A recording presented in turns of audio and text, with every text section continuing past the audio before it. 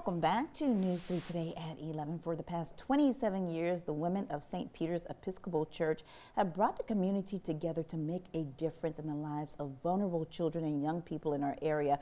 With nearly $1.5 million raised collectively, that tradition continues this week with the market at 3 West Ridge. Susan Homar is the events coordinator, I'm the contact for the charities for the charities this year. I thought I'd change your title in this rundown, but I did not. Molly Lieberman, we know she is the executive director of Loop It Up Savannah, one of this year's beneficiaries. They joined us now with more. Thank you so much for being here today. Thank you for coming back because you've been on for the past 3 years now. Our pleasure. Oh, this is our pleasure because you do so much good in the community. Let's start off by talking about the history behind the fundraiser, how it started and why. It started, in 1999, so that's before some of your viewers were born. Yes. Randy Hollerith, who is now the president of the National Cathedral in Washington, D.C., was at that time the rector of St. Peter's, and he charged the congregation with developing charities that would support the most vulnerable in our own community here in Savannah and Chatham County. He was very specific in the direction, but not in how to accomplish that. So it started out with, there was a fun run, there was the antique show that some people might remember. Yes. And then several years ago, the market became the avenue for accomplishing that goal. And in that time, in 27 years, we've been able to contribute over $1.5 million to the community. All of the profits go to the charities as they've been designated. And we do select 2 charities each year to receive those funds. And we do reach out to corporate sponsors that want to support these charities as well.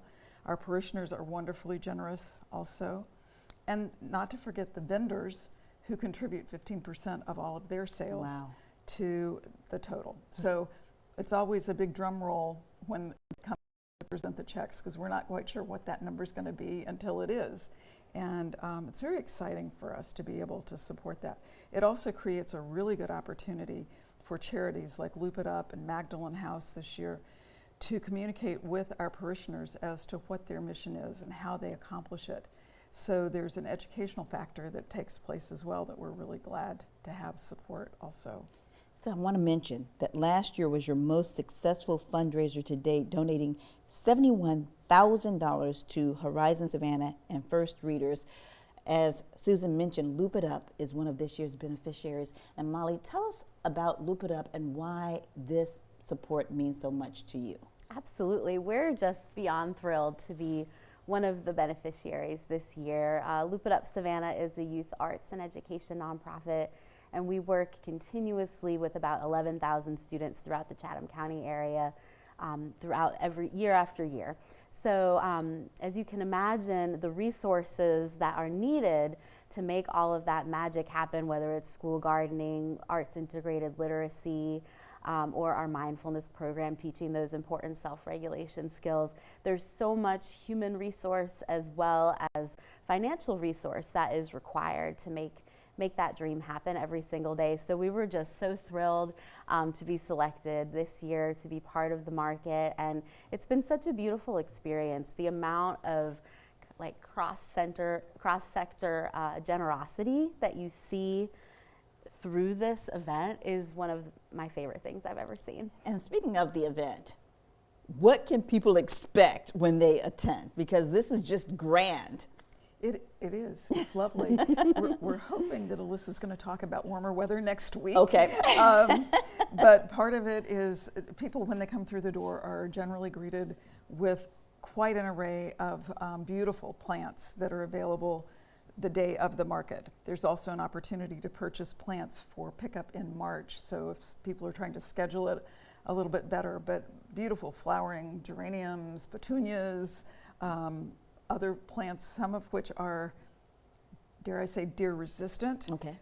That becomes important because otherwise they become appetizers, and the wildlife need to eat as well. But beyond that, we have 20 vendors that come in from all parts of the country bringing a variety of wares, jewelry. We have cheese straws and peanuts that come in from Virginia. This year we'll have a fudge vendor. It's a week before Valentine's Day, so it's a good opportunity for that. Women's clothing, some scarves that have been sourced internationally by a lovely woman that was a flight attendant internationally, and she chose to follow this stream. Linens, just quite the wide variety of items. So to find out more about the event, you can attend it, the market at 3 West Ridge. That's Tuesday, February 3rd from 4:30 until 7 p.m., Wednesday, February 4th from 10 a.m. until 5 p.m. There's a boutique trunk show, everything. So it ends on Thursday. If you'd like to see this information again or watch this interview again, you can go to our website at wsav.com/community corner. We'll lead you to their website so you can find out more information. Thank you so much for joining us today. Thank you for letting us share the story. Thank you, Kim. Thank you. Stay with us. You're watching WSAV News 3 today at 11. We'll be right back.